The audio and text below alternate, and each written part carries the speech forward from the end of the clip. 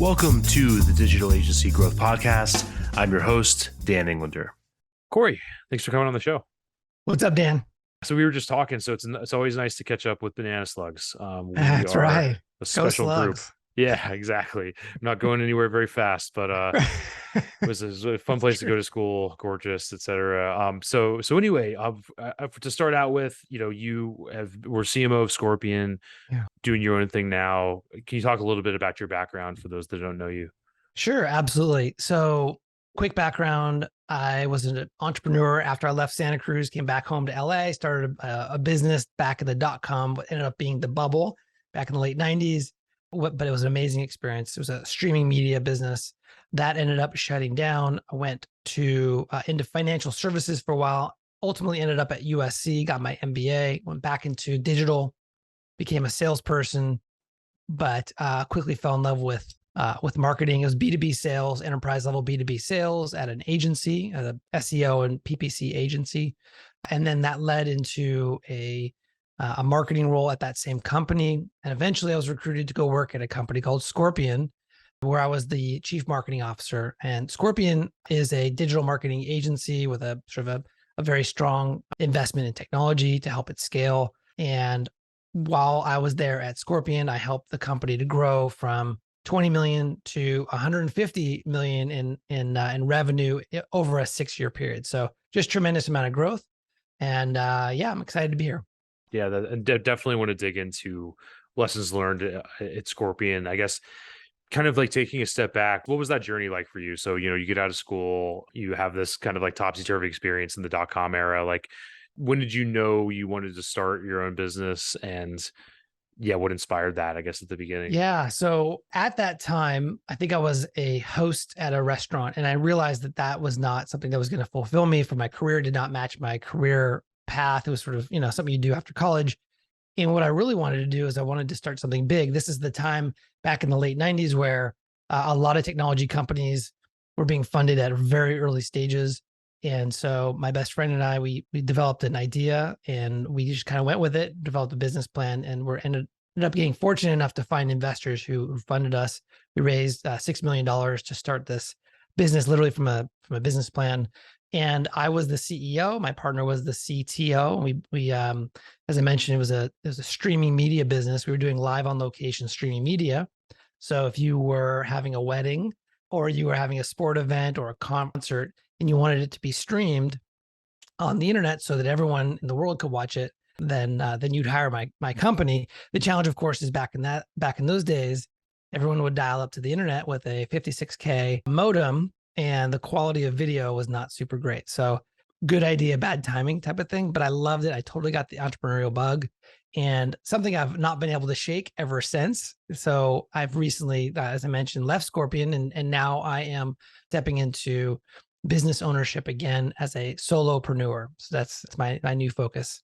Yeah, that's cool. To do like, hopefully, not too many more sidebars, but just things I'm curious about. Please. Getting an MBA at USC, there's lots of different opinions on an MBA. Like, how do you feel about that experience? Like, how did it help you? What did it do right? And what's your take on it after all these years? Sure. So by the time I started my MBA, I graduated UC Santa Cruz with a degree in anthropology. And I had worked as a business owner, very young and somewhat naive business owner at that streaming media business. And I realized that I could help to build a more of a traditional foundation in business by going and getting my MBA, and also do some networking and build some new relationships. So what I got out of it at the time was a lot of education focused, unfortunately, in the pre.com world, right? And it was more sort of the CPG type of world where you go from an MBA and go work for like a Mattel or one of these other sort of larger CPG companies. And so it was kind of a lot of the education I got was not super applicable to today's world or the world that was becoming at the time I was going to business school. That said, my favorite class was my entrepreneurial finance. They call it finance, not finance, at business school. and it was my favorite class because it was led by a entrepreneur who became a venture capitalist, who became a teacher. And he was really able to help me understand sort of the world of startup finance. So all in all, it was a positive experience for me. I still have very good friends as a result of that experience today. And so I think, the trade-off today, if I was talking to, let's say, my niece or my nephew or someone who's considering going to business school, I think it really depends on what's calling you from a career perspective. MBA is a really great way for you to get credibility in the sort of the corporate world and for you to help you to build your career more quickly. At the same time, I guess the argument is if that's not really for you, if you don't want the corporate life, then maybe doing something else with that time and energy could be better suited for you. That makes sense. And one thing that you said that was interesting about the streaming service is like good idea, wrong timing. We see this all the time with the .com bust where, like pets.com, if you went back Yeah. to what people were saying then, they're like, this is such a stupid idea. The valuations are ridiculous and so on and so forth. And now it's not only a good idea, it's just such a basic idea. Like you have Right. chewy.com, you have Amazon, Yeah. these things are just par for the eToys course is now. another one. eToys, Right. there was Webvan, I think it was like a shopping, like a grocery store shopping company. Yeah, there's a lot of great ideas where it was conceptually it makes sense and we can connect the dots, but from a practical sort of demand perspective, I think a lot of these ideas were ahead of the curve a little bit.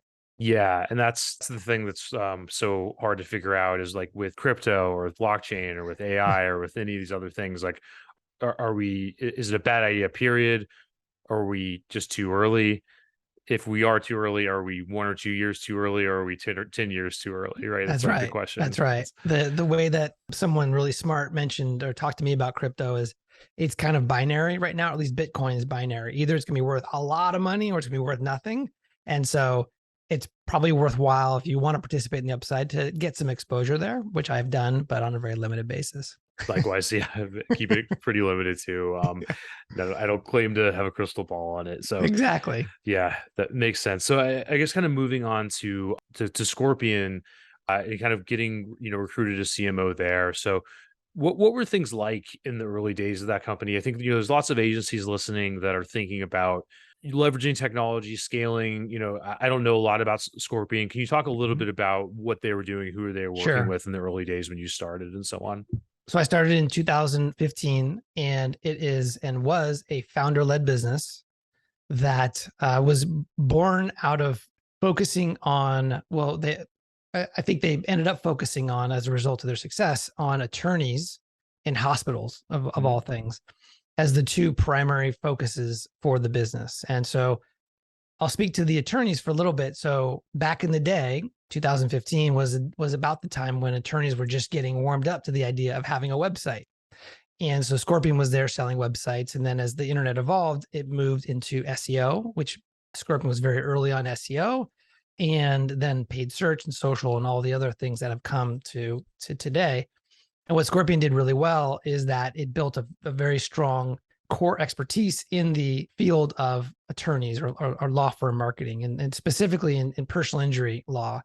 And this was about the time when people started using places like Google and elsewhere to find an attorney. So it's really a case of right product, right time, websites, SEO, those type of things. And so when I arrived, there was a small sales team. They were doing about 20 million.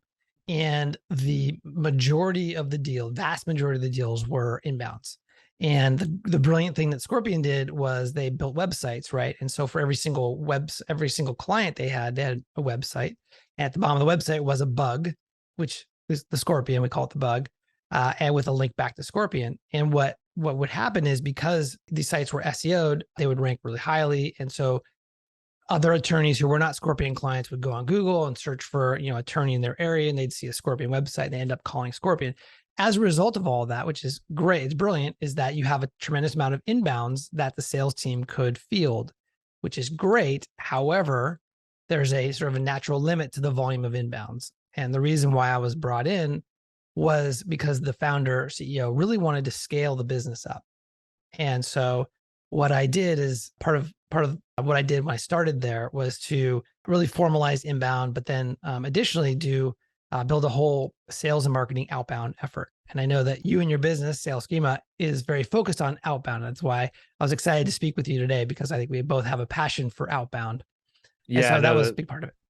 and thank you, thanks for that. And I think before we dig into that, there's a few things they're really interesting there. I think one is just this core like vertical focus with these. It sounds like little like small horizontal jumps. So it's not like they went from websites to, I don't know, programmatic advertising. They went from websites to Right. SEO, and then the Correct. next thing. So it sounds like they really kind of covered a base before moving on to the next one, which is cool. And it's also interesting because the idea that inbound can be limited even if you're doing it at such a great massive scale and getting up to $20 million, and you have this brilliant method of bringing in so much organic by having the bug at the bottom of the site, like you said.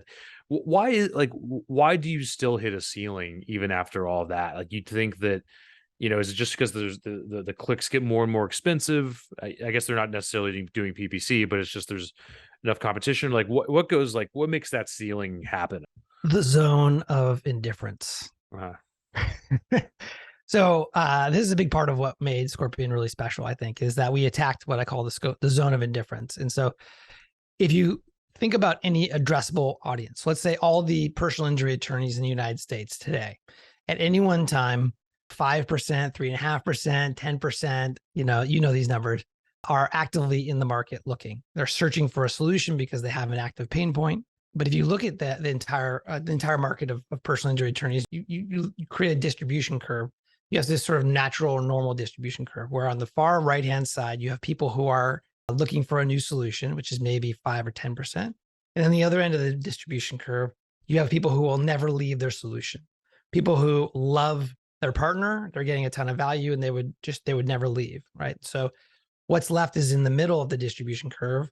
Well, by the way, the people who love their solutions, probably about another 5 to 10%. So again, round numbers, you're looking at 80% of the market that is in the zone of indifference. This is the largest part of the distribution curve. And the zone of indifference is when you have a problem. Could be your website, could be your SEO, could be your iPhone. My wife has an iPhone X, which is fine, it works fine, but she knows she would take much better photos with the iPhone 13 or soon to be the iPhone 14.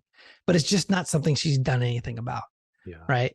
She's in the zone of indifference because, it's important, but it's not that important. Right.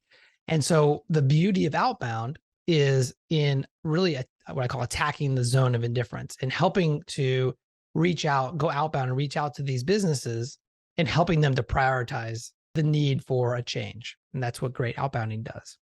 Yeah, I love that, and I've never heard that phrase. Maybe I have somewhere, but I've never heard it put like that. So that's a really great way to think about it. And with that, so you kind of landed on the ground at Scorpion. Had you done much outbound before? How did you kind of get your feet in the water there? That's a great question. I was a enterprise level B2B salesperson in a prior role before I stepped into more of a marketing focus.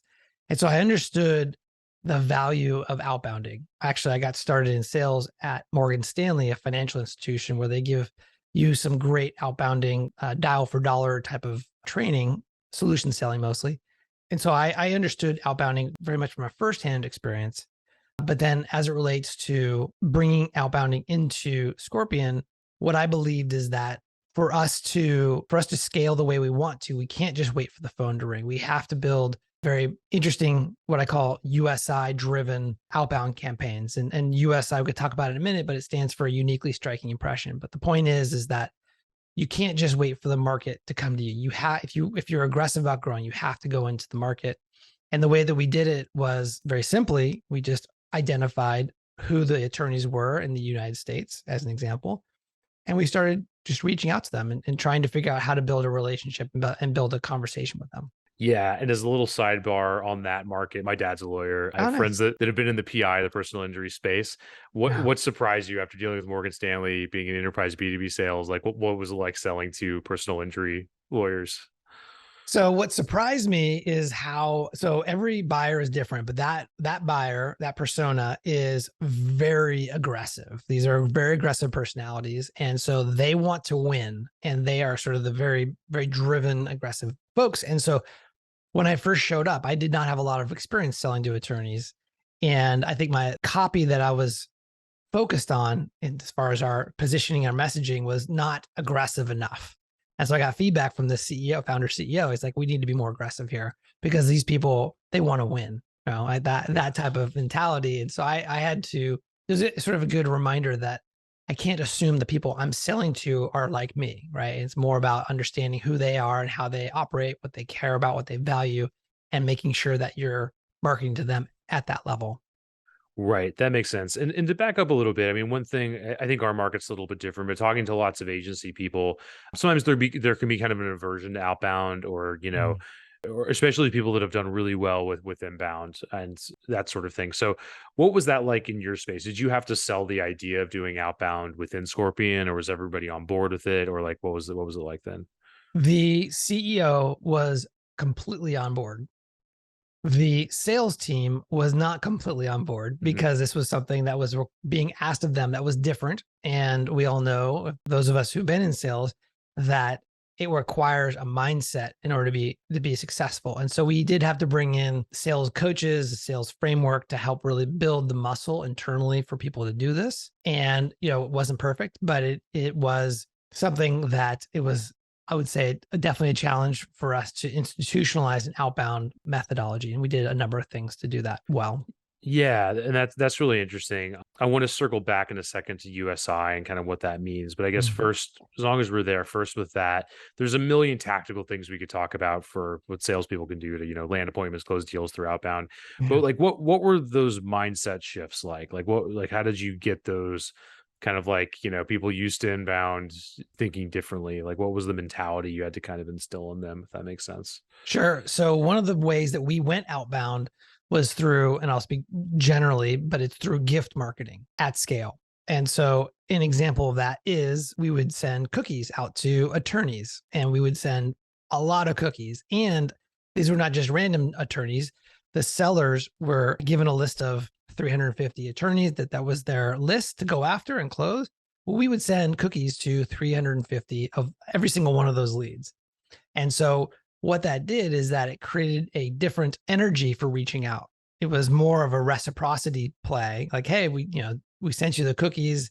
Usually the gatekeeper would get them. And there's the whole sort of dynamic there. And it worked really well for law firms, particularly ahead of COVID. And so all of a sudden they weren't cold calling a random attorney, but they were following up on a gift that they had given in an opportunity to build enough trust to have a conversation with them. So that was a Right. big part of our strategy, even through to when I left at the end of last year. That's what USI is, by the way. It stands for uniquely striking impression. And I'll just sidebar real quickly. So uniquely striking impression. There are 87,000 marketing services and software businesses in the US today. There's a lot of businesses who are trying to market to attorneys, and they would tell us that all the time, right? And so the way that we found success at Scorpion was to differentiate by holding ourselves to a standard called a USI, or uniquely striking impression. So what you want to do is you want to be unique, you want to be striking, and you want to leave impression. So sending an email is a good email can be a USI. Sending cookies can be a USI. We did a lot of video brochures. We would send, gosh, you name it, like iPads, flowers, different types of cookies, like all these different ideas. And the purpose of that was to stand out a little bit. And that combination of sending out a gift ahead of a conversation to a very targeted list, being able to speak to them because we're specialists, really helped us to break through the noise. I love that. I think we've both kind of approached the same thing from different angles, and that's a good way to brand it. For us, it's been determining like circles of influence in areas where our clients basically have an unfair advantage, where there's a mutual connection. Or like us, we Mhm. went to Santa Cruz. If I send you an email that says I'm a banana slug, you're probably going to talk to me Yeah. more likely than not. So that's the same idea. I think kind of to dig into the meta of that a little bit. How did you go about planning that? Because what we found is that you have a campaign, it runs, the campaign finishes, and then it's like you got to come up with another one, and it's demanding. You Mhm. can do the follow up thing, but that only works but so well. So how did you go about that with the team? Like, was that you coming up with these ideas? Like, what was the cadence like to come up with these campaign ideas? So the success, ultimately, we did a lot of different things, but ultimately what we got to was we knew that the campaign would be successful if it was a uniquely striking impression, meaning it was something that was unique and different, and also something that the salesperson was bought into. We would do campaigns where the salesperson was like, I'm sorry, I'm not following up on that USI because that's just ridiculous. Right? Whatever that is. It could be a book that we sent them or some idea that we dreamt up in marketing that didn't land in sales. And so really success is co-creating with sales and then having a very clear follow-up strategy that is coordinated across sales and marketing. The way that we did it was one USI per quarter. So every quarter, the prospect would get another gift. It could be an expensive gift, could be an inexpensive gift. But our focus was there's a limited market of personal injury attorneys in the United States. They all have websites. They're all eventually going to make a change, whether it's now or later. And we want to make sure that we're at a minimum, we're in the decision set. We're one of the brands that they're going to talk to when they're ready to make a change. And so the way that we did that is through this outbound process of gift and then sales follow-up. Yeah, and I think you made a really good point that's underappreciated, which is like the co-creation with sales, or this could apply to anything, marketing and operations. The co-creation with the people that are going to be running it is so important because it's like there's so many ways that anyone can subtly derail an effort if they're not emotionally bought in. Yes. You can say that you're going to like delegate it, or you can put incentives in place. But if they're not bought in, it's just not going to work. They're just not going to do it as well. And so I think that's a really good point because it does, and it has to, I guess, like, how did you square that though? Like if there's campaigns that to work really well, but then you have a salesperson that's not bought into it, did you just have to come up with something new for that person, or like, how did you deal with that issue? So in the sales organization, we had a fairly large sales organization because we were selling into SMBs. And so it was more of a volume type of deal. So we had between 30 and 100 sellers over time. Within that group, there are natural influencers, people, the big sellers, the thought leaders within the sales organization. And so our strategy was to win them over. And then their job was to inherently win everyone else over on the floor. And that's true if you have a larger sales team. If you have a smaller sales team, how I would approach that is enroll the sales team earlier in the process, but don't give them a lot of work to do. Just give them opportunities to react and then contribute. In other words, don't just go to them and say, hey, what should we send these people? Go to them and say, hey, we've got a list of 30 ideas or 15 ideas that we really like. Which ones would you support? Which ones did you get behind if we sent this out? And give them an opportunity to review that, to give you feedback, and maybe, come up with other ideas that you haven't provided. Yeah, and it sounds like whether it's a bigger sales team like you had at Scorpion, or it's like a small boutique, agency, the main thing is that you're supporting those salespeople a lot. Like this is a division of duties. It's not you're a lone wolf and here's your portfolio or sales collateral. Like, good luck. Come back to us when we have one on the line. Correct. And I think that is so important. It is a mindset where it is sales and marketing together creating these campaigns. It's not marketing throwing it over the fence and then wondering why sales didn't follow up, or, vice versa. Right. And so the result of that is that you get a lot more traction on these campaigns, and the results speak for themselves, frankly. I'll give you a stat. So at Scorpion, inbound was vast majority of the revenue. By the time I left, outbound was 50% of the revenue. So we effectively doubled the business just using outbound. Yeah, that makes a lot of sense. And I think there's probably lots of people listening to this that sell website services. Maybe it's a different market. Maybe they sell to big companies and they have like a 6-figure website and they, do a number of those a year. And they're getting on the phone with people that are like, yeah, that's great. You do great work. We'll let you know when we need a website. With that in mind, how do you feel about nurture? Like, if you're talking to a lawyer or whoever, and they don't need a site right now, how are you moving that process along? Yeah. So I think in today's world, you need to find a way to stay top of mind. You need to stay relevant, especially in our space where there's just so many agencies out there. And so the way to do that is directly by continuing to stay relevant, reaching out to them, providing them value through content. And then I'd say indirectly through your social play, through your content marketing play. I'm a big believer in verticalization. At Scorpion, we had ultimately 4 verticals, but they were on my team, on the marketing team. We had different resources for each vertical. We had a legal team on my team who only focused on marketing to attorneys, and same thing for medical and for hospitals and franchise. And the impact of that was so much greater than if we were to just go SMB focused. You know what I mean? So our Right. content was specifically about the pain points that of the personal injury attorney versus just, being a service business as an example. As a result of that, we generated a ton of engagement with our copy and our content that was impactful as well. Yeah, that makes a lot of sense. And the verticalization thing, I agree. We do the same thing. Nice. But to sort of have a counterpoint, do you think there's such thing as a bad vertical? Because right now there's probably a lot of agencies that have like a grab bag of different verticals that they could work with. And we've talked about this topic a lot. So I'd love to hear your thoughts on that. Like, Mhm. is there a way that you picked the wrong vertical? And if so, what does that look like? I think every business is like a snowflake. Every business is is different and unique and has its own strengths. And that's true for agencies. And so if you are an agency that you have a variety of clients, it's important to take it upon yourself to really understand who is your best fit customer.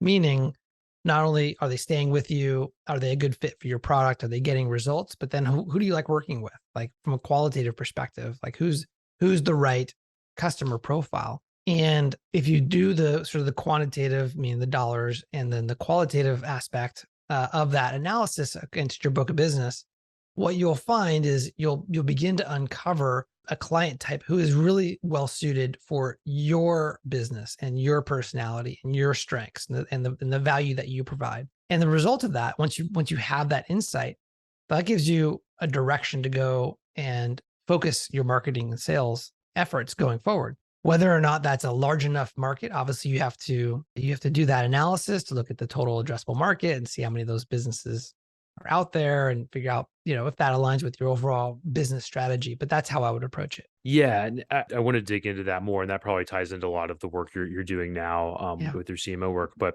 to finish up with Scorpion, I don't want to shortchange the audience. Can you talk about those lessons? So you guys went from 20 to 150 million. Yeah. Maybe we covered some of that ground with outbound, but Mhm. I'd love to hear what those three lessons are. Yeah. So the first one is the zone of indifference. This is particularly important for businesses that want to scale, that want to grow. And again, when I joined, the founder brought me in because he wanted to scale. Not every agency wants to be, a $150 million company, and that's fine. But if you do, then outbound needs to be a part of your play. And that was big for Scorpion. The other one is this USI, uniquely striking impression, not being lost in the sea of noise, but being unique and leaving an impression. And that was, again, a standard that we held ourselves to that helped us to build more visibility in the market. And the last one is the verticalization. And the way I think about that is we built Scorpion based on these verticals. Within the legal vertical, because we were specialists, it wasn't just our marketing and sales, it was our product. And our product solved problems that were unique to personal injury attorneys and criminal defense attorneys and family law attorneys. And the fact that that specialization was built all the way through the business, that allowed us to ultimately provide a lot more value to these attorneys than they were paying for. And that results in great retention and ultimately word of mouth.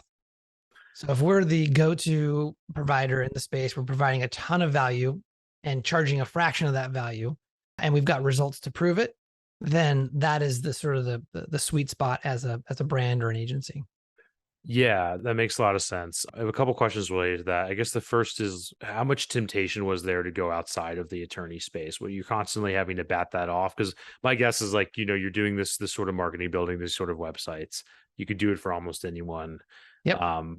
So how much did the verticalization affect the product itself versus just kind of like how you market and sell it, the packaging? So yeah, so we did go outside attorneys, but we did it in a very measured way. And it was not, not a perfect science, but we figured it out along the way, which is our next major vertical was home services. These are home services businesses, which like attorneys are service-based businesses. They're locally focused. Attorneys only work in the local area, as does the plumber. But to get there, we made a lot of mistakes. We did business with a lot of different types of service-based businesses. The joke we would have at Scorpion is the balloon animal, the animal balloon maker, right? Which we would get every once in a while, and some salesperson would sell it. And the problem is that it would always sort of gum up the operational aspect of providing value to the client ultimately, and they would churn. And so we kind of over time realized that we really have to be strict in our discipline in saying no to businesses that didn't fall within our strict verticals. So home services made a lot of sense because of the fact that they're service-based businesses, but also people use the internet to search for plumbers, especially in an emergency. just like they search for a personal injury attorney in an emergency, right? So there's a lot of overlaps. The product ended up being different, relatively similar, but also different. So we had to evolve that over time. And that just was through a process of trial and error and learning. But we didn't go into things like car dealerships and other things that were very foreign to our sort of core competence of serving attorneys. Yeah, that makes a lot of sense. And it's also, it sounds like, the agency was at 20 million or so, maybe a bit less before the vertical hop was even on the table. Yeah, that's right. It Um, was verticalization was not a strategic narrative on the table. yeah, that makes sense. And so you went over, kind of those three big takeaways: zone of indifference, uniquely striking impression, verticalization. What did it feel like going from 20 to 150 million? Like, what was the day to day like? You have Jim Collins, describing a flywheel like effect. Like, does that apt, or like what was the emotionally, like, what did it feel like on the ground? Scorpion's an exciting place to work, regardless of this massive growth. We celebrate big wins. It was a very sort of fun period of my professional career. Just a tremendous amount of work, a tremendous amount of focus, and a lot of celebration. So it was, I would say, some level of a lot of heavy lifting and a lot of work, a lot of building. I grew the team. I was hired as a team of one, and I ended up when I left of a team of 30. Right, so we had a lot of infrastructure building, and I was lucky enough to bring in a lot of great marketers who helped sort of create a lot of the success. So I would say it was just just going back to the feeling tone. It was really just a real awesome, exciting, fun time. And I also felt very grateful that I could be a part of the company and to be able to help them in that way. That's great. And going back to kind of leaving the company, what, if you don't mind me asking, like what inspired that, and Yeah, absolutely. what does your business look like now? So I'd been there for a massive run up, and I learned a lot. And I had been thinking about moving into sort of more of a solopreneur type of role and starting something for myself. Again, I guess harkening back to the days post college. And I was excited about that. And I felt like I had contributed a lot at Scorpion, but at the same time, there was other things I wanted to do. The company had just raised a bunch of money and was on a trajectory to do a bunch of new things, and I felt it was a good time for me to separate. We left on extremely positive terms, and I'm still very fond of everyone there, and I'm still involved at a certain level. So it's a great company. Yeah, and can you talk about your solopreneur work now, and just kind of like the Yeah. clients you're working with? What's your day to day work is like with them? Sure. So my focus now is helping B2B subscription businesses. And I think of an agency as ultimately a subscription business. And I'm helping them, mostly working with founders and marketers, to help them to increase revenue, lower cost of acquisition, to reduce sort of overwhelm and improve quality of life, ultimately, Yeah. applying a lot of these learnings I generated at Scorpion. So what I have found is that these businesses and the earlier stages say yes to revenue. Revenue is the primary sort of initiative, and they end up getting the business to a certain size, and eventually it becomes clear that by focusing, sort of narrowing the focus of the business to a specific vertical or maybe a suite of verticals instead of any business, is really the next frontier for the business to get to the next level. And that's really where I come in, and I help them to identify who to, of the current set of businesses that they're working with, who's the best fit. And then once we identify the best fit, we'll build a go-to-market strategy around that specific vertical. Yeah, that makes sense. And to dig into that a little bit, I think you were talking about, yeah, finding the best fit customer based on, the quantitative and the Yeah. qualitative. Yeah. Can you dig into that? Like, what are some of the questions that you like to ask to find that Sure. out? In particular, one that is big in my head is TAM. I think Mhm. we don't have a huge TAM. A lot of our clients might not, especially if they're selling into bigger organizations that fit XYZ Sure. parameter. So Sure. what's your take on total addressable market? So my take is that it has to be an early part of the planning process for the business. Like, you have to figure out ultimately where do you want to take this business? Is it, I think you've talked about a lot about this, which is, do you want to grow and stay independent and become a business that other businesses want to buy, but you don't want to sell? Or do you want to sell the business, or do you want to cash flow? Like, what is your ultimate outcome that you want to create? Number one. And then from there, you have to look at, well, what is the TAM? Like, who is our addressable market? How big is it? And how much revenue is there? And how much can we go get of it? So, as an example, there are 100,000 attorneys in the US, and we know that we can make $30,000 per attorney. And if we're good and we can be effective at our sales marketing, maybe over the next 3 to 5 years, we can go out and get 3 to 5% of that market, which would turn into X amount of revenue for the business. Does that match? And so I'm a big fan of leveraging TAM as a part of the earlier stages of go to market to understand whether or not a vertical is even worth pursuing. Yeah. And how do you kind of Venn diagram that with where, an agency or another business has been successful in the past? They Mhm. have like a lot of accolades built up. And maybe there's not an easy way, but I'd love to hear Yeah, your no, thoughts. I think every case is different. I'll give you an example of one of my clients who, when I was hired to work with this founder, he's doing about $3 million in revenue. He's an amazing product, amazing results, very happy clients, but he's been struggling to grow. And my opinion, he should be a $30 million company right now. He's just been struggling. And so when we uncovered is that he's in 29 different verticals. His clients cross sports, apparel, hospitality, restaurants, so on and so forth. And so while all of them are paying him revenue, once we went through this process of looking at how much revenue, what's the average retention rate, what is the number of days to sell, to close one of these deals, how many deals are in the pipeline, sort of all the quantitative metrics, and then also sort of the qualitative piece. Who do we align most with? Who do we like working with? Right. I think as a result of doing that process, it becomes really clear in my process. I call it the focus finder process. You come up with 3 different verticals that are potential winners for your business. And the reason why they're potential is that you have to map it against the TAM. You have to see whether or not there's a large enough market to go after it. So I think all of these elements, you kind of put them together, and I think you have a lot of clarity on what direction you want to go.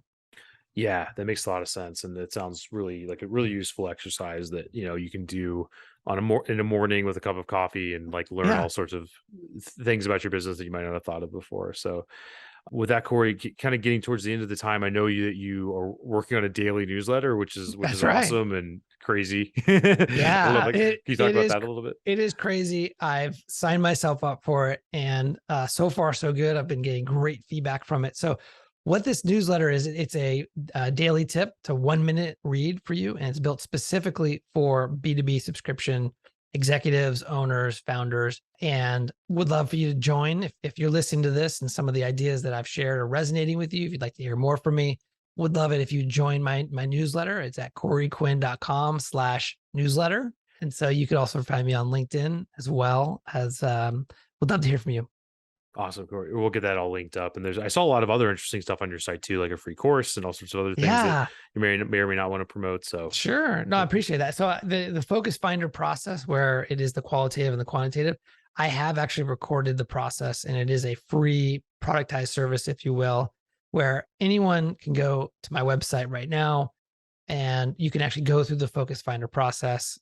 There's a spreadsheet, there's a series of videos that walks you through everything that I just discussed, where you can get a really good sense of really, if you are deciding or realizing that you want to focus your agency down to a specific vertical, that's a great process for you to do. It does not take very long, but I think you'll get a lot of great insights. So you can go to my website, you can click on free course, and you'll see it right there. awesome. Yeah. And so much of this is just table selection. So I think that deserves a lot of thinking. So we'll Yeah, make sure to get that linked up and I think will be useful. Corey, thank you so much for joining. This is a lot of fun. absolutely, Dan. Thank you so much for having me. It's been great. Yeah, likewise.